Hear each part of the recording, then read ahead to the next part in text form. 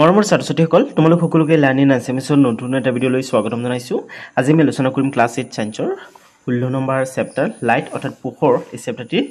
Question আনসাৰবিলাক ঠিক আছে। গতিকে তোমালোকে ভিডিঅ'টো একেবাৰে শেষলৈকে চাই থাকিবা। তোমালোকক মই প্ৰশ্ন উত্তৰবিলাক ইংৰাজী আৰু আছামিজ দুটা ভাষাতেই ধুনীয়াকৈ দেখাই দিম আৰু বুজাই দিম ঠিক আছে। তোমালোকৰ কিন্তু কুৱেশ্যন আনসাৰবিলাক মই একেবাৰে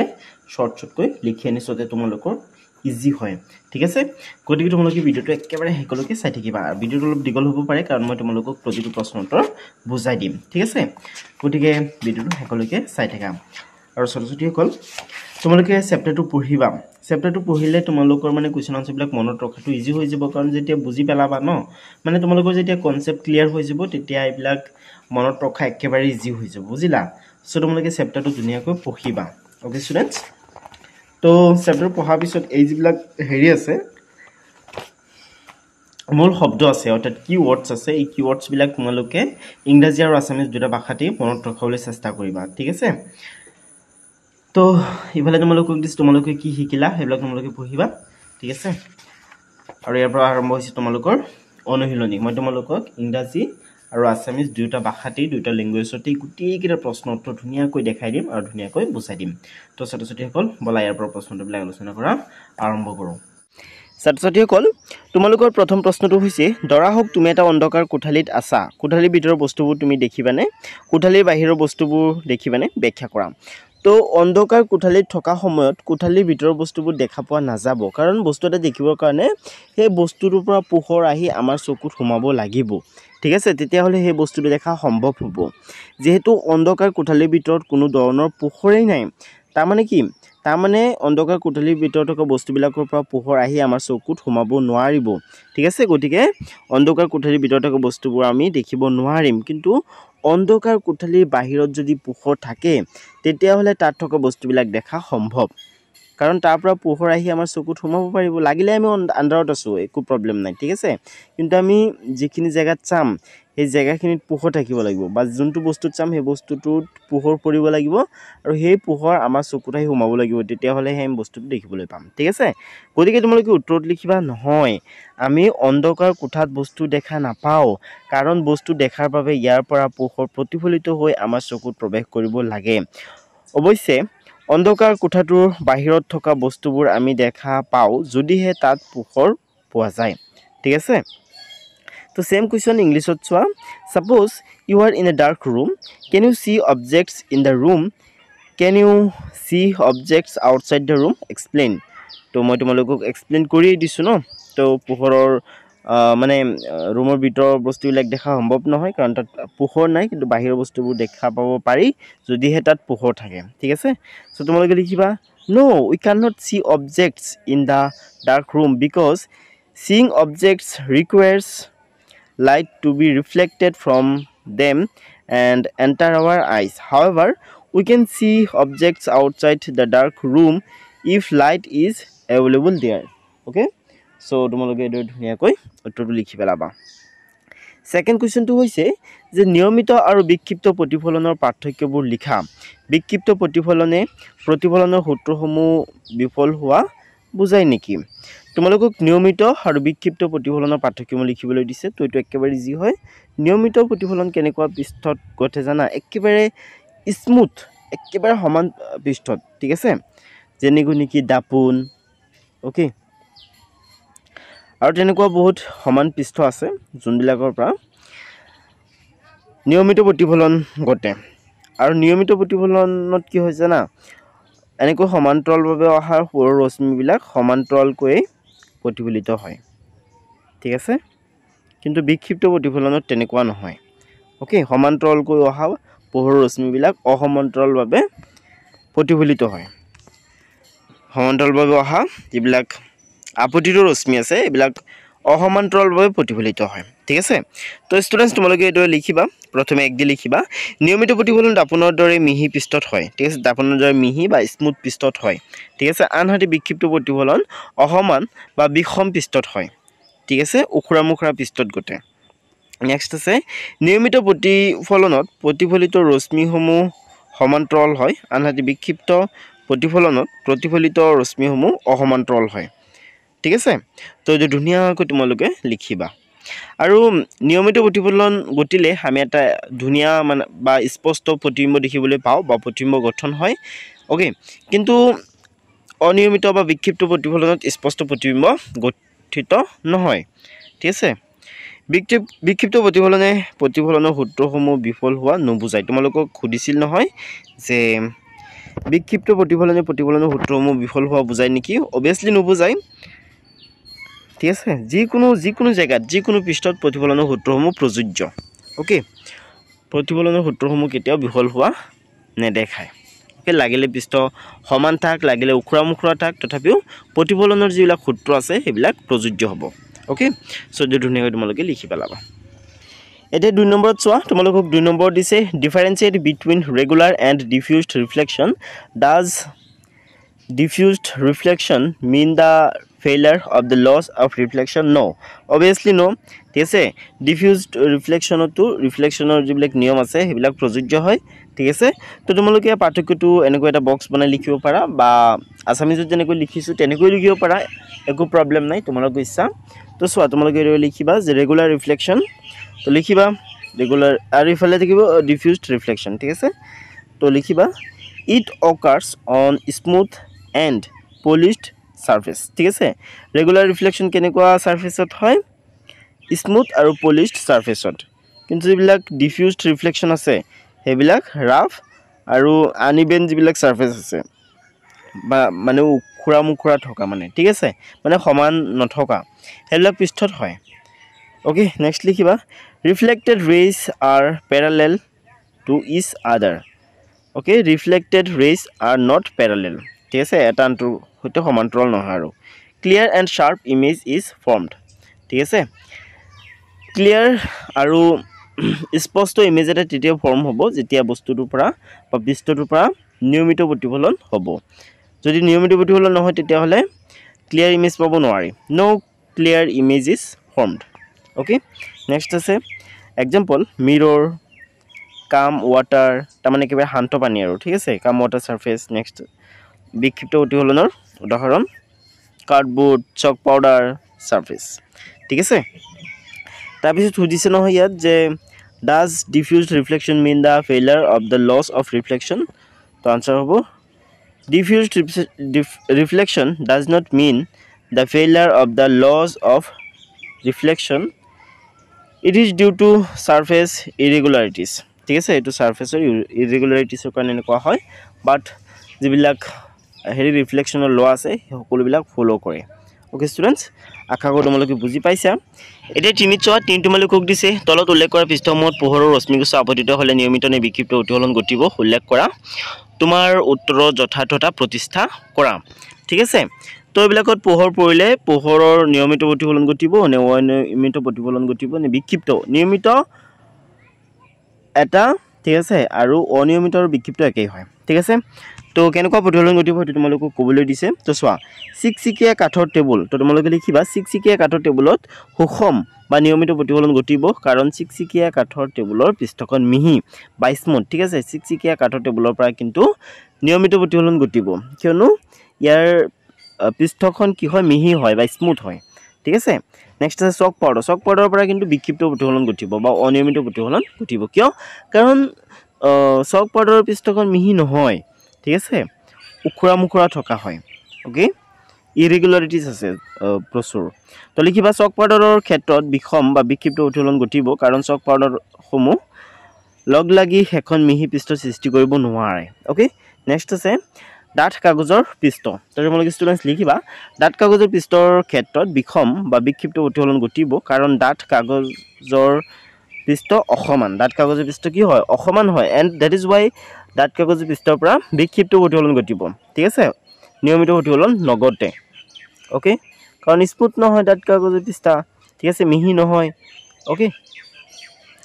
নেক্সট আছে টিটি থকা মাৰ্বলৰ মজিয়াৰ পৰা কিন্তু নিয়মিত প্ৰতিফলন ঘটিব কিয় কাৰণ টিটি থকা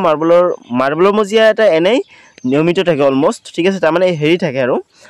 মিহি থাকে তাত যদি আকৌ পানী পৰি থাকে তেতিয়াহ'লে আৰু মিহি হ'ব কাৰণ যিবিলাক হেৰি আছে সৰু সৰু মানে যিবিলাক হেৰি আছে পোৰ্স আছে এইবিলাকত পানী সোমাই একেবাৰে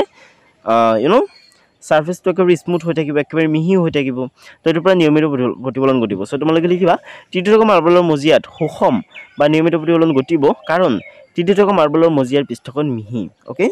ওকে স্টুডেন্টস ধুনীয়াকৈ লিখি পেলাবা নেক্সট আছে দাপোন দাপোন মানে কি মিৰৰ দাপোনৰ পৰাটো সদায় নিয়মিত প্ৰতিফলনই ঘটি থাকে ন নিয়মিত প্ৰতিফলন ঘটে কাৰণেইটো আমি দাপোনত নিজকে দেখা পাওঁ বা দাপোনত হেৰি হয় প্ৰতিবিম্ব গঠন হয় হয়নে তো তোমালোকে লিখিবা দাপোনত সুষম বা নিয়মিত প্ৰতিফলন ঘটিব কাৰণ দাপোনৰ পৃষ্ঠখন সমান আৰু মিহি ওকে বুজিলানে নেক্সট আছে কাগজৰ টুকুৰা তো এটো লিখিবা কাগজৰ টুকুৰাৰ ক্ষেত্ৰত বিষম বা বিক্ষিপ্ত প্ৰতিফলন ঘটিব কাৰণ ই মিহি পৃষ্ঠ সৃষ্টি নকৰে কি কৈছে কাগজৰ টুকুৰাৰ ক্ষেত্ৰত মিহি পৃষ্ঠ সৃষ্টি নহয় ওকে আৰু সেই কাৰণে কাগজৰ টুকুৰাৰ পৰা কিন্তু নিয়মিত প্ৰতিফলন ঘটিব নোৱাৰে বিক্ষিপ্ত প্ৰতিফলন ঘটিব পোহৰৰ ঠিক আছে তো ধুনীয়াকৈ দল লিখি পেলাবা তো স্টুডেন্টস সেম কোৱেশ্চন এতিয়া তোমালোকক ইংলিছত দিছে তো বলাচোন চেক কৰো যে কেনেকৈ দিছে mention against each of the following whether regular or diffused reflection will take place when a beam of light strikes justify your answer in each case প্ৰতিটো কেছত তোমালোকক নিজৰ আনসাৰখিনিক জাস্টিফাই কৰিবলৈ দিছে ঠিক আছে তোমালোকৰ উত্তৰবিলাক যে শুদ্ধ হয় কেনেকৈ কিয় শুদ্ধ হয় ঠিক আছে তোমালোকে যে এনে কৈ দিবা যে এটোৰ পৰা বিক্ষিপ্ত প্ৰতিফলন ঘটিব এটোৰ পৰা নিয়মিত প্ৰতিফলন ঘটিব তেনেকুৱাটো নহয় তেনেকৈ কলেটো নহব ন প্ৰমাণো দিব লাগিব হয়নে তো আমি জানো যে যদি কোনো এটা পৃষ্ঠ মিহি থাকে স্মুথ থাকে তেতিয়াহ'লে এটোৰ পৰা নিয়মিত প্ৰতিফলন ঘটে আৰু যদি কোনোটা মিহি নাথাকে ঠিক আছে যদি অলপ ৰাফ থাকে মানে উখৰা মুখৰা থকা হয় যদি তেতিয়াহ'লে এটোৰ পৰা অনিয়মিত বা বিক্ষিপ্ত প্ৰতিফলন ঘটে তো সেইখিনি কথা কৈ দিলেই হ'ল প্ৰতিটো ক্ষেত্ৰত ঠিক আছে তো চোৱা পলিশ্ড উডেন টেবুল তো ইয়াত ৰেগুলাৰ বা হেৰি নিয়মিত প্ৰতিফলন ঘটিব সো তোমালোকে লিখিবা regular reflection because the surface is smooth surface কেনেকুৱা হয় স্মুথ হয় মিহি হয় চক পাউডাৰ তো diffused reflection because the surface is rough next আছে কার্ডবোর্ড সারফেস সো তোমালোকে লিখিবা diffused reflection because the surface is rough ঠিক আছে marble floor with water spread over it তো লিখিবা regular reflection because the surface is smooth next আছে mirror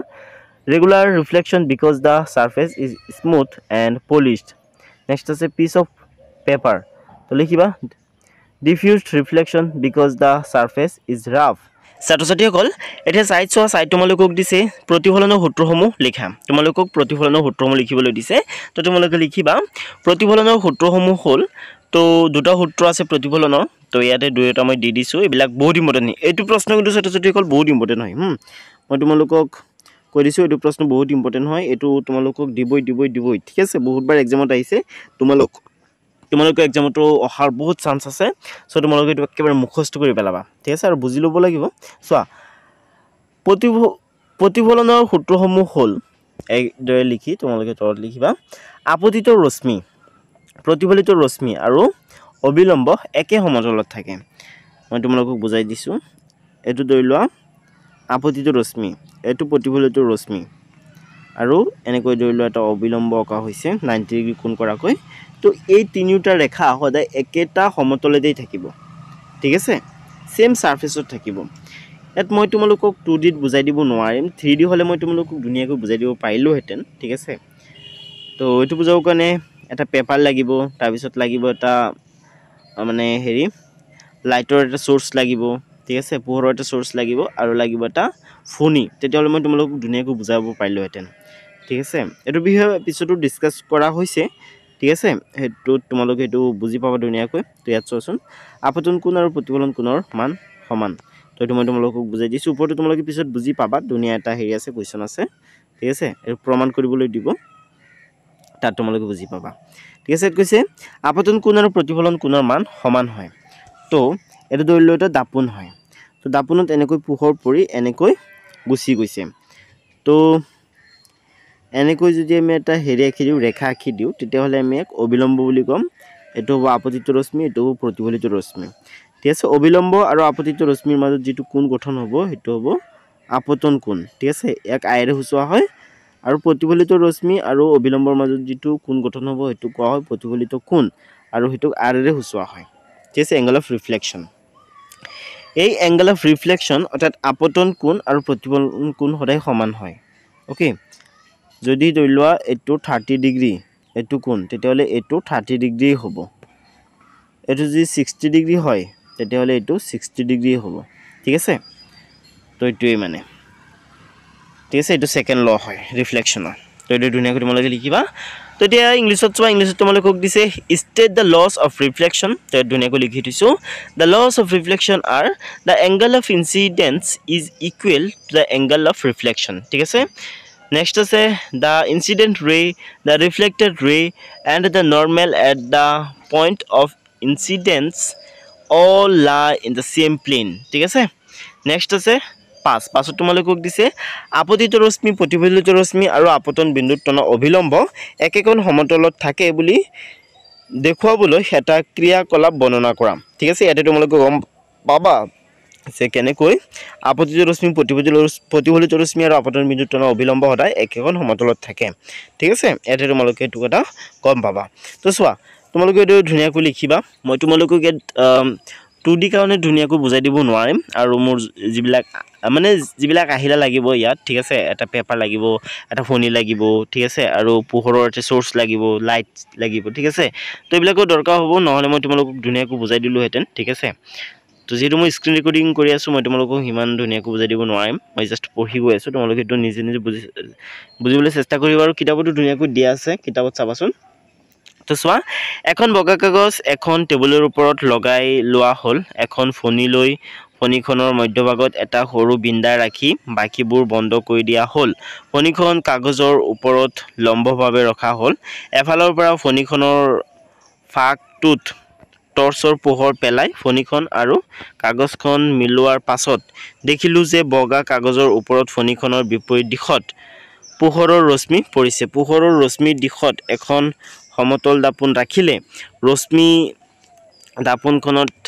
ঠেকা খাই আন এটা দিশত আঁতৰি যাব এইবাৰ এখন ডাঠ কাগজ ব্যৱহাৰ কৰি কিছু অংশ টেবুলৰ কাষৰ পৰা বাহিৰ উলিয়াই ৰখা হ'ল এই বাহিৰৰ অংশখিনি সমাজতে এনেদৰে কটা হ'ল যাতে প্ৰতিফলিত ৰশ্মি কাগজৰ ওলাই থকা অংশত প্ৰসাৰিত হয় প্ৰতিফলিত ৰশ্মি অগ্ৰসৰ হোৱা কাগজৰ অংশটো ভাঁজ কৰা হ'ল কাগজখন এতিয়া পুনৰ আগৰ অৱস্থালৈ অনা হ'ল কাগজখন সম্পূৰ্ণ মেলি দিলে এখন তল বুজাব আৰু তেতিয়া দেখিম যে আপতিত ৰশ্মি প্ৰতিফলিত ৰশ্মি আৰু আপতন বিন্দুত তনা অভিলম্ব একেখন সমতলত থাকে ঠিক আছে যদি স্মাৰ্ট বোৰ্ড থাকিলেহেঁতেন মানে হেৰি হয় স্মাৰ্ট বোৰ্ড মানে কোনবিলাক হোৱাইট বোৰ্ডৰ কথা কোৱা নাই স্মাৰ্ট বোৰ্ড মানে হেৰি কম্পিউটাৰৰ নিচিনা এটা মানে হেৰি থাকে ডাঙৰ স্ক্ৰীন থাকে তাত মই তোমালোকক একেবাৰে এনিমেশ্যনৰ সৈতে দেখাই দিব পাৰিলোহেঁতেন বাট সেইবিলাক মোৰ নাই ঠিক আছে গতিকে তোমালোকে অলপ ছাপোৰ্ট কৰি থাকা অ'কে তেতিয়া মই সেইবিলাকৰ ব্যৱস্থা কৰি ল'ম তেতিয়া তোমালোকক মানে মই ধুনীয়াকৈ বুজাই দিব পাৰিম মানে ঠিক আছে কেমেৰাৰ সন্মুখত আহি অ'কে ধুনীয়াকৈ তোমালোকক মই মানে এইবিলাক প্ৰেক্টিকেলি বুজাই দিব পাৰিম আৰু হেৰি হোৱাকৈ মানে এনিমেশ্যনৰ সৈতে বুজাই দিম তেতিয়া মানে কি হ'ব জানা মানে দীৰ্ঘ সময়ৰ কাৰণে তোমালোকৰ ব্ৰেইনটোত কথাবিলাক ষ্ট'ৰ হৈ যাব অ'কে তো অলপ ছাপোৰ্ট কৰি থাকা অ'কে ছাপোৰ্ট কেনেকৈ কৰিবা ছাপোৰ্ট তোমালোকে ভিডিঅ'টোত লাইক কৰিবা কমেণ্ট কৰিবা বন্ধু বান্ধৱীসকললৈ শ্বেয়াৰ কৰিবা অ'কে আৰু চেনেলটো ছাবস্ক্ৰাইব যদি এতিয়ালৈকে কৰা নাই ছাবস্ক্ৰাইব কৰিবা আৰু বেছিকৈ মোৰ ভিডিঅ'বিলাক চাবা ঠিক আছে তো চোৱা এতিয়া পাছত তোমালোকক দিছে describe an activity to show' that the incident ray the reflected ray and the normal at the point of incidence lie in the same plane okay তো তোমালোকে এইদৰে লিখিবা fix a white sheet of paper on a table place a plain mirror on the sheet shine a torch at an angle towards the mirror creating an incident ray draw the incident ray the reflected ray and the normal at the point of incidence bend the paper the reflected ray disappears indicating that all the three lie in the same plane ঠিক আছে তো এই ধুনীয়াকৈ তোমালোকে এটো লিখি পেলাবা okay এতিয়া 6 number চোৱা 6 নম্বৰ তোমালোকক দিছে খালি ঠাই পূৰ কৰা তাৰমানে এই খালিঠাইবিলাক উপযুক্ত শব্দবোৰ হয় পূৰ কৰিব লাগে তো চোৱা প্ৰথম খালিঠাইটো হৈছে যে এখন সমতল দাপোনৰ 1 মিটাৰ সন্মুখত থকা এজন মানুহ তেওঁৰ প্ৰতিবিম্বৰ পৰা 1.5 মিটাৰ আঁতৰত থকা যেন লাগে তো কিমান মিটাৰ আঁতৰত থকা লাগে ইয়াত লিখিব লাগে তো ধৰি লোৱা এইটো এটা সমতল দাপোন আৰু এইখিনিলৈকে দাপোনটোৰ পৰা এইখিনিলৈকে দাপোনৰ পিছফালে এনেকৈ মানে হেৰি কৰা হয় মানে পলিশ কৰা বুজায় আৰু ঠিক আছে এইটো ধৰি লোৱা এটা দাপোন তো এইখিনিলৈকে দূৰত্ব হৈছে 1 মিটাৰ ঠিক আছে ধৰি লোৱা ইয়াত এজন মানুহ থিয় হৈ আছে তো মানুহজনৰ প্ৰতিবিম্ব ক'ত গঠন হ'ব মানুহজনৰ প্ৰতিবিম্ব দাপোনৰ পৰা পিছফালে 1 মিটাৰ আঁতৰত গঠন হ'ব তো দাপোনৰ পৰা মানুহজনৰ দূৰত্ব হৈছে 1 মিটাৰ আৰু দাপোনৰ পৰা প্ৰতিবিম্বৰ দূৰত্ব 1 মিটাৰ তো মানে কিমান 2 তাৰমানে 2 বহিব ঠিক আছে মানুহজনৰ কাৰণে এনেকুৱা লাগিব যে তেওঁৰ প্ৰতিবিম্বটোৰ পৰা 2 মিটাৰ আঁতৰত থিয় হৈ আছে ঠিক আছে সো তোমালোকে এটো লিখিবা যে এখন সমতল দাপোনৰ 1 মিটাৰ সন্মুখত থকা এজন মানুহ তেওঁৰ প্ৰতিবিম্বৰ পৰা 2 মিটাৰ আঁতৰত থকা যেন লাগে ঠিক আছে সো এখানে তোমালোকে 2 বুলি লিখি দিবা নেক্সট আছে বি তোমালোকে কক দিছে সমতল দাপোনৰ সন্মুখত যদি তোমাৰ ডিশ কানখন হু হাতেৰে স্পৰ্শ কৰা তেন্তে দাপোনখনত তোমাৰ হু কানখন ডিশ হাতেৰে স্পৰ্শ কৰা যেন লাগিব ঠিক আছে তো এটো এটা দাপোনৰ ক্যাৰেক্টাৰিস্টিক হয় সমতল দাপোনৰ সন্মুখত যিকোনো বস্তু ৰাখিলে সেই বস্তুটোৰ প্ৰতিবিম্ব দাপোনত পাৰ্শ্বীয়ভাৱে উলটা হয় তাৰ মানে লক্ষ্য বস্তুৰ হুফালটো প্ৰতিবিম্বত বাওফালে থাকিব আৰু বাওফালটো হুফালে থাকিব ঠিক আছে সো তোমালোকে ইয়াত কি লিখিব লাগিব মই ধুনিয়াকৈ দেখাই দিছো এৰ পৰা চাইছে লিখি লোৱা ইয়াত লিখিবা বাও আৰু ইয়াত লিখিবা বাও মানে দুইফালে বাওই লিখিব লাগিব দুটা খালিঠাই ঠিক আছে তো লিখিবা সমতল দাপোনৰ সন্মুখত যদি তোমাৰ বাও কানখন হু হাতেৰে স্পৰ্শ কৰা তেন্তে দাপোনখনত তোমাৰ হু কানখন বাও হাতেৰে স্পৰ্শ কৰা যেন লাগিব ঠিক আছে তো হাতখন হলনি হৈ যাব দাপোনত মানে প্ৰতিবিম্বটোত হাতটো উলুটা যেন লাগিব কানটো উলুটা যেন লাগিব তাৰ মানে বাওটো হু লাগিব আৰু হুটো বাও যেন লাগিব কিয় কাৰণ দাপোনৰ এইটো এটা ক্যাৰেক্টাৰিস্টিক হয় ঠিক আছে দাপোনত মানে সমতল দাপোনত যেটো প্ৰতিবিম্ব গঠন হয় এটো পাৰ্শ্বীয়ভাৱে উলুটা হয় ঠিক আছে হুফাল বাওফালে থাকে আৰু বাওফাল হুফালে থাকে ওকে সো এটো ধুনিয়াকৈ তোমালোকে লিখিবা ইংলিছতো পাবা অলপ ওয়াইট কৈ থাকা ইংলিছতো মই দেখাই দিম তোমালোকক এটি সিট তোমালোকক দিছে ম্লান পোহৰত চালে চকুৰ মনিৰ আকাৰ ডিশ হ'ব ঠিক আছে তো চকুৰ বিষয় তোমালোকে পঢ়িছানে ক্লাস 10 ত তোমালোকে চকুৰ বিষয় ভালকৈ পঢ়িবলৈ পাবা ঠিক আছে তো চকুত হে থাকে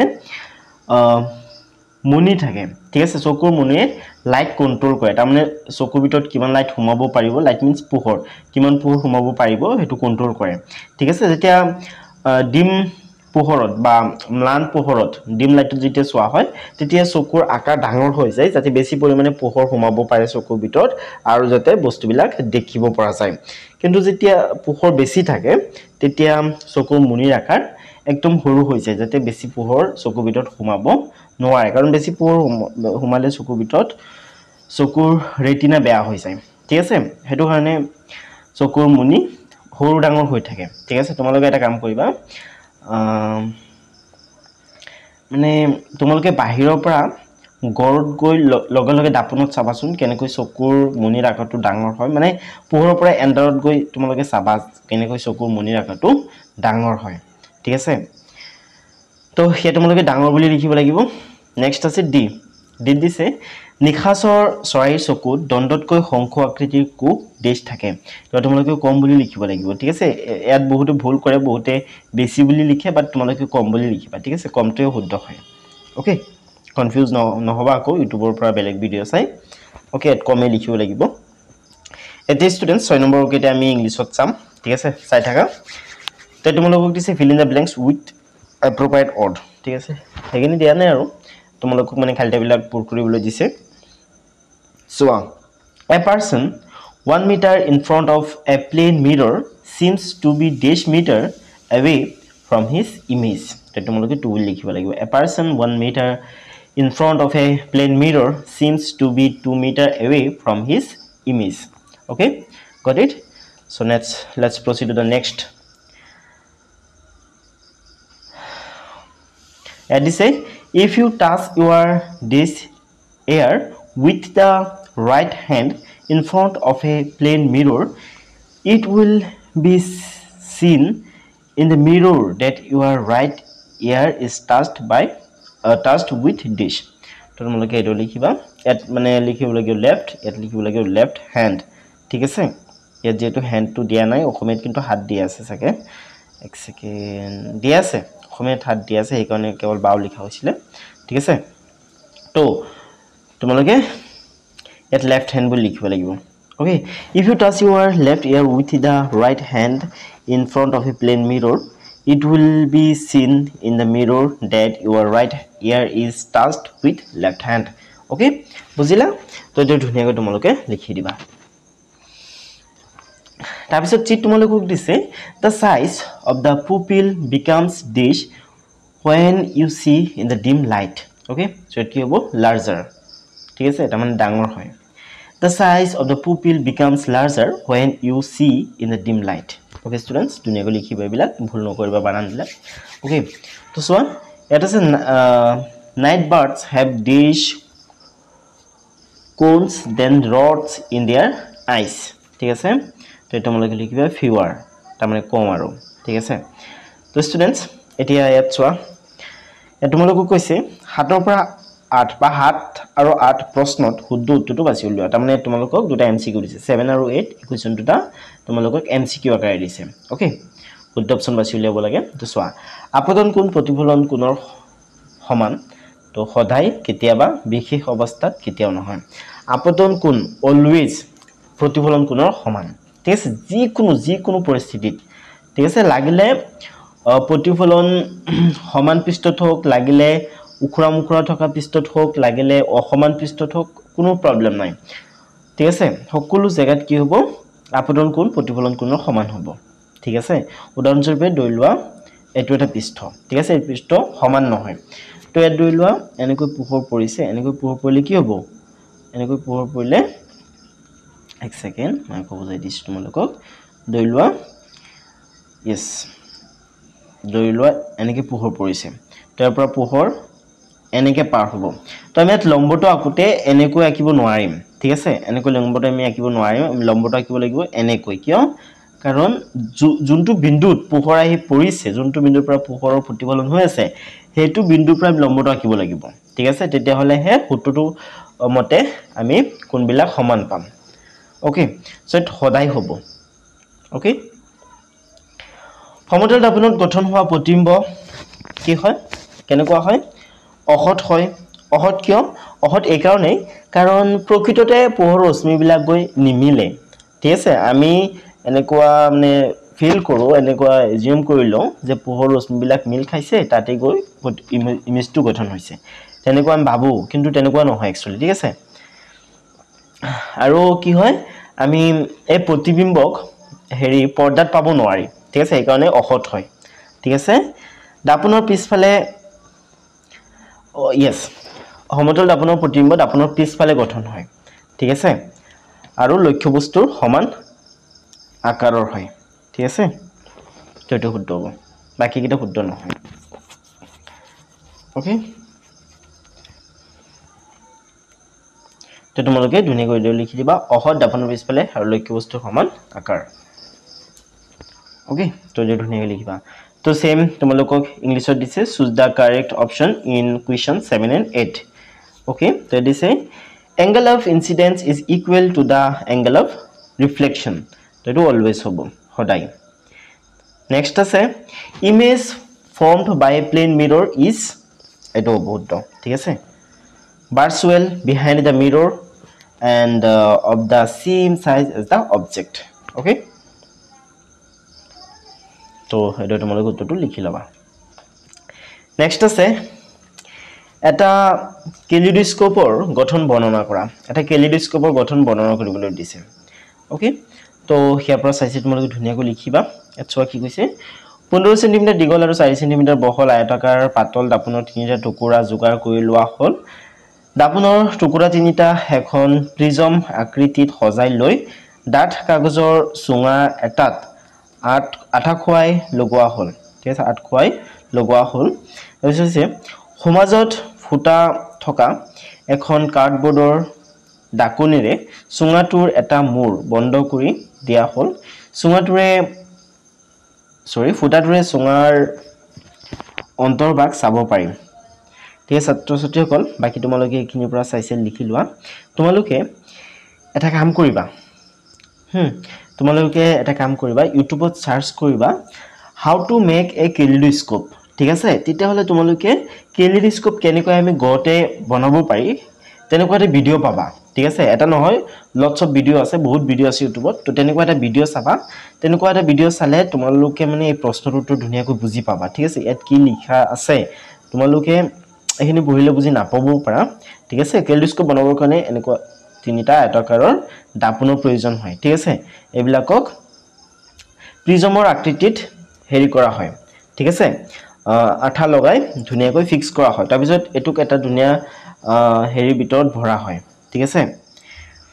এটা চুঙা ভিতৰত ভৰা হয় তাৰ পিছত এফালে বন্ধ কৰি দিয়া হয় এটা সৰু হেৰি ৰখা হোল ৰখা হয় যাতে দুৰে আমি চাব পাৰি তলৰ ফালে হেৰি ট্ৰান্সপাৰেন্ট হেৰি এটা লগাই দিয়া হয় মুখা এটা লগাই দিয়া হয় তাৰ পিছত কিছুমান হেৰি ৰঙিন কাঁচৰ টুকুৰা ৰখা হয় তাৰ পিছত আকৌ হেতু ফিল আপ কৰি দিয়া হয় ঠিক আছে তো তেনেকৈ প্ৰিজম হেৰি বনোৱা হয় কেলিডোস্কোপ বনোৱা হয় ওকে তো তোমালোকে ইউটিউবত সাৰ্চ কৰি ভিডিও এটা চাবা কেনেকৈ কেলিডোস্কোপ বনোৱা হয় তেতিয়া হলে এটো তোমালোকৰ ব্ৰেইনটো ধুনীয়াকৈ বহি যাব ধুনীয়াকৈ ষ্টৰ হৈ যাব কথাবিলাক ঠিক আছে তেতিয়া হলে তোমালোকে বনাই লিখিব পাৰিবা আৰু বাকি ইয়াত ধুনীয়াকৈ লিখা আছে এখিনি প্লাস মানে এখিনি মনত ৰখি যাব তোমালোকে যেতিয়া ভিডিওটো চাবা ঠিক আছে অলপ এবাৰ দুবাৰ পঢ়িলে ওকে স্টুডেন্টস সো এতিয়া 9 নম্বৰ চোৱা 9 নম্বৰ তোমালোকক দিছে ডেসক্ৰাইব দা কনস্ট্ৰাকশন of a kaleidoscope okay so to likhiba a kaleidoscope is made using 3 rectangular mirrors arranged to form a prism and fixed in a tube and one end has a viewing hole ঠিক আছে এটা তেনেকুৱা চাবৰ কাৰণে whole ৰখা হয় সৰুকে okay while the other end has a glass plate with small colorful objects rotating the tube creates beautiful patterns from the reflection ঠিক আছে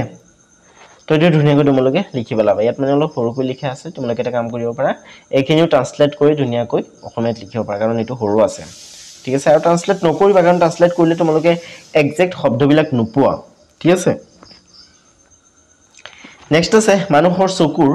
এটা চিহ্নিত চিত্ৰ আঁকা তো মানুহৰ চকুৰ এটা চিত্ৰ আঁকিবলৈ দিছে আৰু চিত্ৰত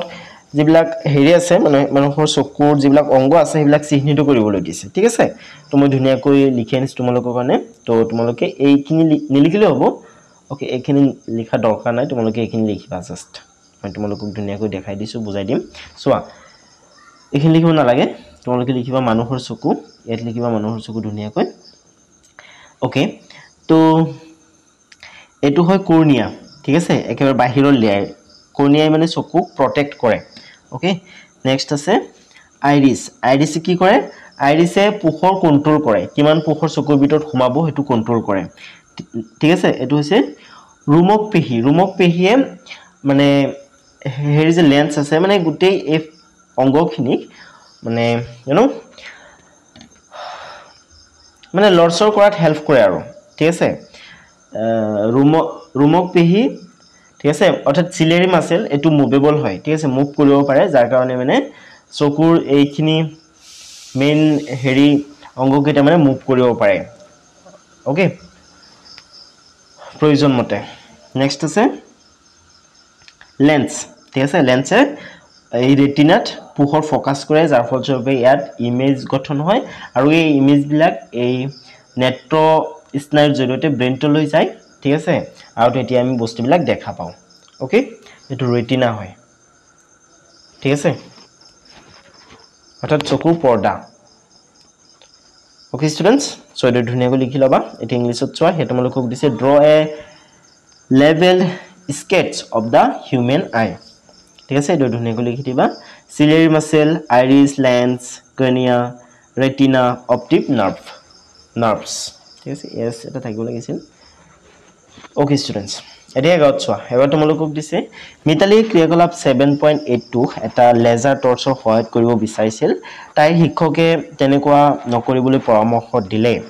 শিক্ষকে কিশোৰ বৃত্তিত এই পৰামৰ্শ দিলে ব্যাখ্যা কৰিব পাৰিবানে ছাত্ৰ-ছাত্ৰীসকল তোমালোকৰ মনত আছে নে তোমালোকক মই কৈছিলো যে অতি বেছি পোহৰ চকুৰ কাৰণে বেয়া ঠিক আছে বেছি ষ্ট্ৰং লাইট চকুত সোমালে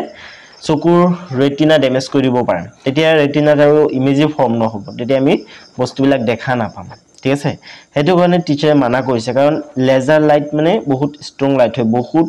লাইট একেলগে মানে চকুত সোমাব তো তেনেকৈ চকুত যদি বেছি লাইট সোমাই তেতিয়াহলে চকুৰ ৰেটিনাৰ কাৰণে এটো বেয়া ঠিক আছে আমাৰ চকুৰ হেলথৰ কাৰণে বেয়া দ্যাটস ওয়াই টিচাৰে এনেকৈ হেৰি কৰিবলৈ মানা কৰিছিল ক্ৰিয়াকলাপটো কমপ্লিট কৰিবলৈ মানা কৰিছিল ঠিক আছে ইয়াৰ পৰিৱৰ্তে আমি অলপ কম পোহৰ থকা লাইট ইউজ কৰিব পাৰিম ঠিক আছে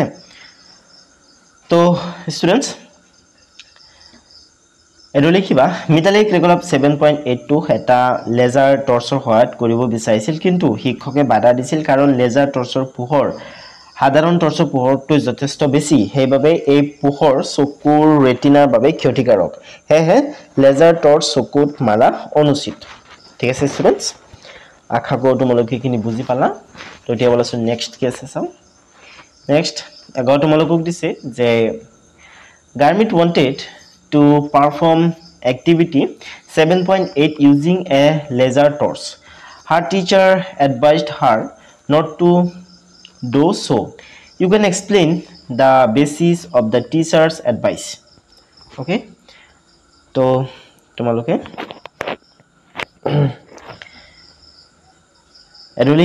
the teacher advised not to do so because laser light is very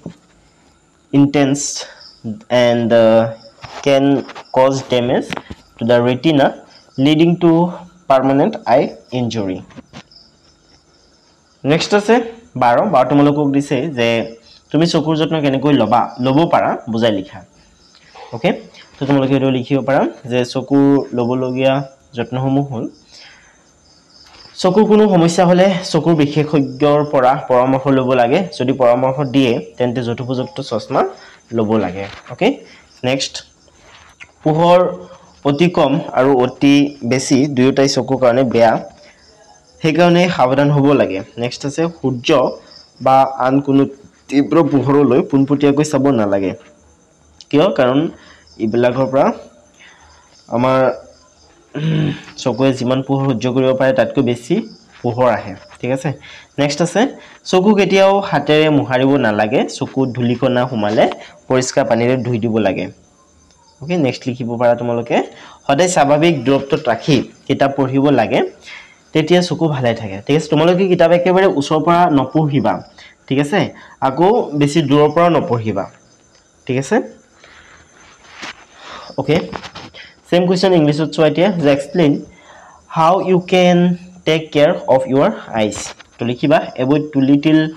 or too much light next likhiba do not look at the sun or a powerful light directly never rub your eyes next is always read at the normal distance for vision next is if advised use suitable spectacles ছাত্রছাত্রী হল এতে 13 চোৱা তোমালোকক 13 দিছে যে প্ৰতিফলিত ৰশ্মিয়ে আপতিত ৰশ্মিৰ সৈতে 90 ডিগ্ৰী কোণ কৰিলে আপতন কোণৰ মান কিমান হ'ব ঠিক আছে তো ইয়াত চোৱা দৈলোৱা এটো এটা দাপন হয়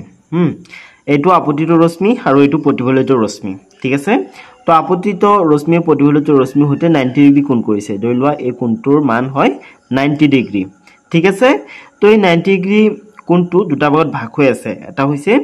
দৈলোৱা আমি এনেকৈ এটা অবিলম্ব আঁকি দিলো ঠিক আছে তো অবিলম্বিটো টানি দিয়াৰ লগে লগে এই 90 ডিগ্ৰী কোণটো দুটা ভাগত ভাগ হৈ গৈছে ঠিক আছে এটা কোণ হৈ গৈছে আপতন কোণ আৰু আনটো কোণ হৈ গৈছে প্ৰতিফলন কোণ ঠিক আছে পোহৰৰ প্ৰতিফলনৰ সূত্ৰ মতে আপতন কোণ হলে প্ৰতিফলন কোণৰ সমান হয় ঠিক আছে তাৰ মানে এটো আৰু এটো সমান এই দুটা সমান ঠিক আছে তো যেতিয়া সমান হ'ব তেতিয়া আমি 90 যদি হেৰি কৰো দুটা সমান সমান ভাগত ভাগ কৰো তেতিয়া হলে আমি কিমান পাও 45 পাও ৰাইট সো এনেকৈ হ'ব আপতন কোণ লিখি তোমালোকে 90 দুটা সমান ভাগত দুইৰে ভাগ কৰি দিবা তেতিয়া হলে তোমালোকে 45 পাবা আৰু 45 এই হ'ব আপতন কোণৰ মান ঠিক আছে আৰু প্ৰতিফলন কোণৰ মানো 45 হ'ব কাৰণ আপতন কোণ অলৱেজ প্ৰতিফলন কোণৰ সমান হয় ঠিক আছে এটো পোহৰৰ প্ৰতিফলনৰ সূত্ৰ মতে হয় ওকে তো এটি ইংলিশত চোৱা একেই কথা আৰু ইংলিশত আছামিছত সেমই হয় সো ইংৰাজীত তোমালোকক কৈছে ইয়াত যে what is the angle of incidence of a ray if the reflected ray is at an angle of 90 degree to the incident ray ঠিক আছে তো তোমালোকে এটো লিখিব লাগিব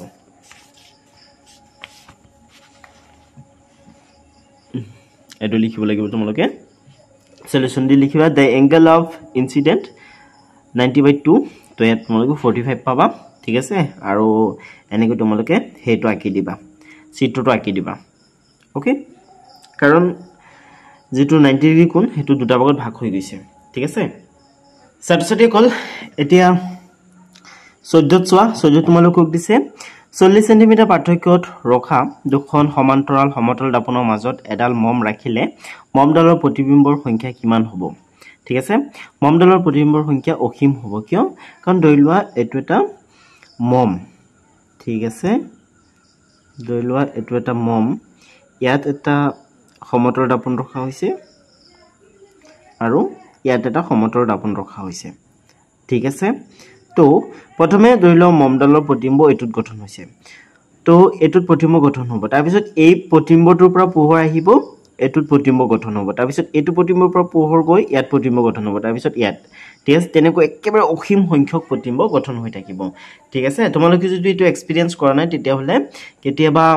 হেৰি কৰিবা চলকটা মিস্ত্ৰী বিলাক যে আছে তেওঁলোকৰ দোকানত যাবা দোকানত গৈ তোমালোকে চাবা ঠিক আছে তেনেকৈ দোকানত কি হয় চলকটা দোকানত কি হয় মানে দুটা দাপন থাকে ঠিক আছে ফ্ৰন্ট সাইড চাবৰ কাৰণে এটা দাপন থাকে আৰু ব্যাক সাইড চাবৰ কাৰণে এটা দাপন থাকে তো যেতিয়া তুমি দুইটা দাপনৰ মাজত থিয় হবা বা বহিবা তেতিয়া চাবা যে তোমাৰ অসীম সংখ্যক ঠিক আছে প্ৰতিবিম্ব দাপনত তোমালোকে তেতিয়া দেখিবলৈ পাবা ঠিক আছে গতিকে তোমালোকে এইটো প্ৰশ্ন উত্তৰ এটো লিখিব লাগিব যে সমান্তৰাল সমতল দাপন দুটাৰ মাজত একাধিক প্ৰতিফলনৰ বাবে মমডালৰ অসীম সংখ্যক প্ৰতিবিম্ব গঠন হ'ব ওকে স্টুডেন্টস তো সেম কোৱেশ্চন 14th চাইলবা এ তোমালোকক দিছে যে হাউ many images of a candle will be formed if it is placed between two parallel plane mirrors separated by 40 cm okay তোমালোকে আনসারটো এটো লিখিবা এটো লিখিবা আনসারটো ঠিক আছে an infinite number of images will be formed due to the multiple reflection between the two parallel plane mirrors ঠিক আছে students এতিয়া 15 চোৱা 15 তোমালোকক দিছে দুখন দাপন সমকোণত ৰখা হৈছে চিত্ৰ 7.19ত দেখুৱাৰ দৰে এটা পোহৰ ৰশ্মি তাৰে এখনত 30 ডিগ্ৰী কোণত আপতিত হৈছে এতিয়া আনখন দাপনৰ পৰা প্ৰতিফলিত হোৱা ৰশ্মি আকা ঠিক আছে তো এই দুটা সমতল দাপন হয় আৰু ইহঁতক 90 ডিগ্ৰী কোণত একেলগে লগাই থোৱা হৈছে ঠিক আছে তো এটাত 30 ডিগ্ৰী কোণ কৰাকৈ পোহৰ ৰশ্মি পৰিছে তো আনটোৰ পৰা এটো যেতিয়া প্ৰতিফলিত হ'ব সেই ৰশ্মিটো দেখাবলৈ দিছে ঠিক আছে তো 30 ডিগ্ৰী কোণ কৰি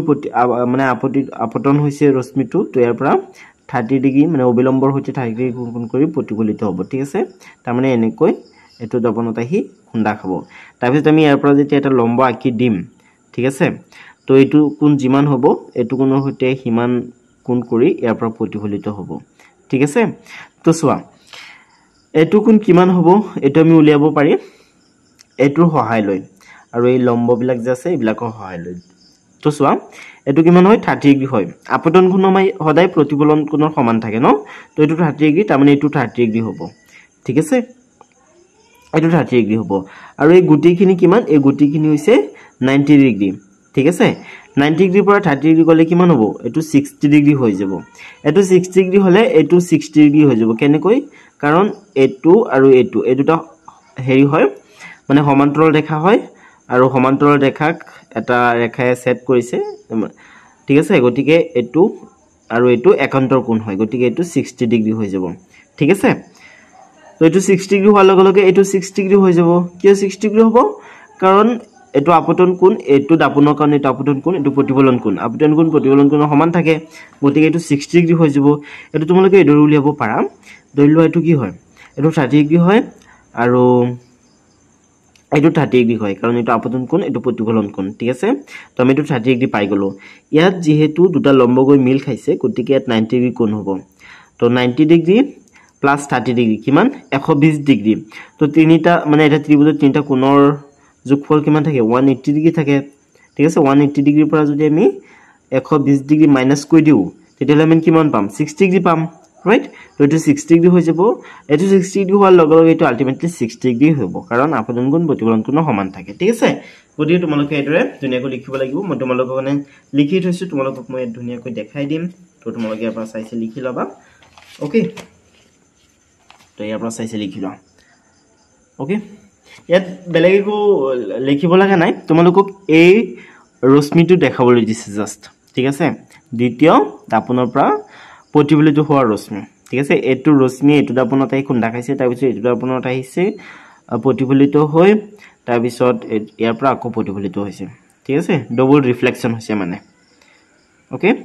এটো তোমালোকে দেখাব পাৰা 90 ডিগ্ৰী বুলি ক'ব পাৰা লিখি দিব পাৰা 90 ডিগ্ৰী বুলি কোনো প্ৰবলেম নাই ইয়াতো 90 ডিগ্ৰী বুলি লিখি দিব পাৰা ওকে তো হেডো ধুনিয়া কৰি তোমালোকে লিখিবা ইংৰাজী আৰু আসামিজ সেমে হ'ব যেহেতু ইয়াত কোনো লিখিবলৈ দিয়া নাই ঠিক আছে ইংৰাজী একে কথাই কৈছে ইয়াত চোৱাচোন সেমে ঠিক আছে গতি ইংৰাজীৰ কাৰণে তোমালোকে ইয়াৰ পৰা চাইছে লিখি ল'ব পাৰা এতিয়া 16 চোৱা তোমালোকক 16 দিছে যে চিত্ৰ 7.20 দেখুৱাৰ দৰে এখন সমতল দাপনৰ এমুৰে এ স্থানত প্ৰজ্ঞান থিয় হৈ আছে ঠিক আছে প্ৰজ্ঞান ইয়াত থিয় হৈ আছে ঠিক আছে সব প্ৰজ্ঞান লিখি দিছে ইয়াত প্ৰজ্ঞান থিয় হৈ আছে হি দাপনখনত নিজকে দেখা পাবনে তদুপৰি হি পি কিউ আৰু আৰ স্থানত থকা কোনো লক্ষ্য বস্তু প্ৰতিবিম্ব দেখা পাবনে ঠিক আছে ইয়াত সুধিছে যে প্ৰজ্ঞানে এই দাপনখনত নিজকে দেখা পাবনে আৰু পি কিউ আৰু আৰ স্থানত যদি কোনো লক্ষ্য বস্তু ৰখা হয় তেতিয়াহলে এইবিলাক হি দেখিবলৈ পাবনে হেতু তোমালোকে সুধিছে তো চোৱা হেতু যদি হল এটো প্ৰজ্ঞান ঠিক আছে তো যেহেতু এইখিনিত হেৰি নাই দাপন নাই তো প্ৰজ্ঞানে নিজকে দেখা নাপায় কিয় কাৰণ প্ৰজ্ঞানৰ পৰা পোহৰ আহি ইফালে গুছি যাব আৰু প্ৰতিফলিত নহয় ঠিক আছে তো প্ৰজ্ঞানৰ জায়গা মানে প্ৰজ্ঞানৰ প্ৰতিবিম্বটো এপি বিন্দুত থকা কোনোবাই দেখিবলৈ পাব কিউ বিন্দুত থকা কোনোবাই দেখিবলৈ পাব কিন্তু প্ৰজ্ঞানে নিজে দেখিবলৈ নাপায় কিয় নাপায় কাৰণ প্ৰতিবিম্বটো গঠন হ'ব ইয়াতে ঠিক আছে গতিকে এটো প্ৰজ্ঞানে দেখিবলৈ নাপায় তাৰ পিছত চোৱা পি বিন্দুত থকা কোনো লক্ষ্য বস্তুৰ প্ৰতিবিম্ব হেৰি দেখিবলৈ প্ৰজ্ঞানে দেখিবলৈ পাব কিয় কাৰণ এটোৰ পৰা পোহৰ এনেকৈ আহিব পি বিন্দুত থকা কোনো লক্ষ্য বস্তুৰ পৰা পোহৰ এনেকৈ আহিব আহি এনেকৈ প্ৰতিফলিত হ'ব তাৰ পিছত কিউৰ পৰা পোহৰ এনেকৈ আহিব আহি প্ৰজ্ঞানলৈ প্ৰতিফলিত হ'ব ঠিক আছে যাৰ কাৰণে প্ৰজ্ঞানে প্ৰতিবিম্ব দেখিবলৈ পাব ঠিক আছে এই দুটা প্ৰতিবিম্ব দেখিবলৈ পাব কিন্তু এটোৰ পৰা পোহৰ তালৈকে নাযায় ঠিক আছে গতিকে এটো বস্তু প্ৰতিবিম্ব প্ৰজ্ঞানে দেখা নাপায় আৰৰ ওকে তো তোমালোকে এটো লিখিবা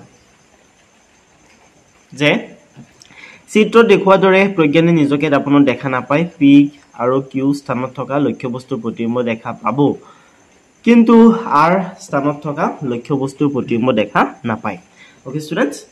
সো এটো ধুনীয়াকৈ তোমালোকে লিখি পেলাবা নেক্সট আছে ইংলিছত তো একেই হয় ইয়াত প্ৰতিবিম্ব গঠন হ'ব প্ৰজ্ঞানৰ নিজকে দেখা নাপায় পি কিউ বিন্দুত থকা প্ৰতিবিম্ব ই দেখিবলৈ পাব কাৰণ এনেকৈ পোহৰ প্ৰতিফলিত হৈ তালৈকে যাব ঠিক আছে এনেকৈ পোহৰ প্ৰতিফলিত হৈ তালৈ যাব গতিকে ই দেখিবলৈ পাব মানে এই দুটা স্থানত থকা লক্ষ্য বস্তুৰ প্ৰতিবিম্ব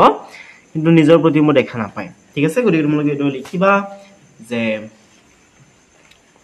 Pragyan cannot see himself in the mirror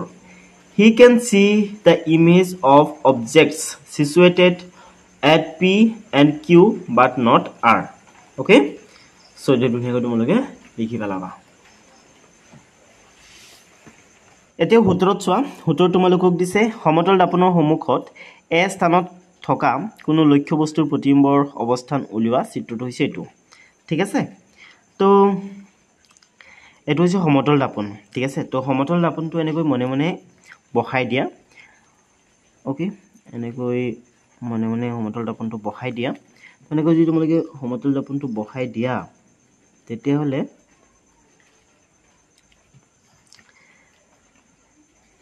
দাপোনখন অলপ ডাঙৰ হৈ গ'ল ন তেতিয়া তোমালোকে এনেকৈ এটা লাইন ড্ৰ কৰি দিয়া এটো লক্ষ্যবস্তুৰ পৰা মানে দাপোনৰ ওপৰত যিমান থাকিব তলফালে সিমান থাকিব কাৰণ লক্ষ্যবস্তু সদায় দাপোনৰ সন্মুখত যিমান থাকে দাপোনৰ পিছফালে সিমান আঁতৰতে গঠন হয় ঠিক আছে তো লক্ষ্যবস্তুটো ইয়াত গঠন হ'ব মানে প্ৰতিবিম্বটো ইয়াত গঠন হ'ব আৰু প্ৰতিবিম্বটো সূচাবৰ কাৰণে এনেকুৱা এটা হেৰি ব্যৱহাৰ কৰিব তোমালোকে ঠিক আছে গতিকে প্ৰতিবিম্বটো ইয়াত গঠন হ'ব তাৰ পিছত কি কৈছে পহেলিকাই বি অৱস্থানত ৰৈ এই প্ৰতিবিম্ব দেখিবলৈ পাবনে অবিয়াসলি পাব কেনেকৈ পাব কাৰণ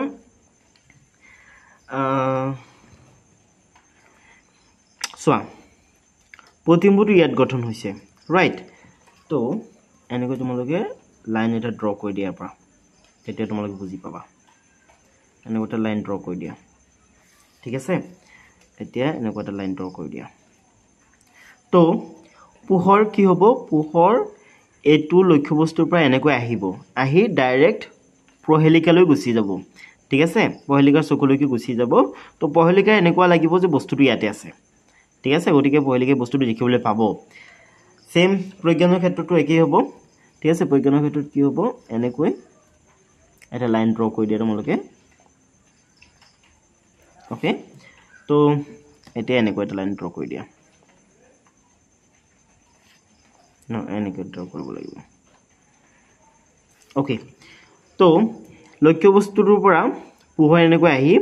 এনেকৈ সি বিন্দুলৈ গুচি যাব অৰ্থাৎ প্ৰজ্ঞানলৈ গুচি যাব প্ৰজ্ঞানৰ চকুলৈকে প্ৰজ্ঞানৰ এনেকুৱা লাগিব যে পোহৰৰ ৰশ্মি এটো বিন্দুৰ পৰা আহি আছে ঠিক আছে গতিকে প্ৰজ্ঞানে লক্ষ্যবস্তুটো দেখিবলৈ পাব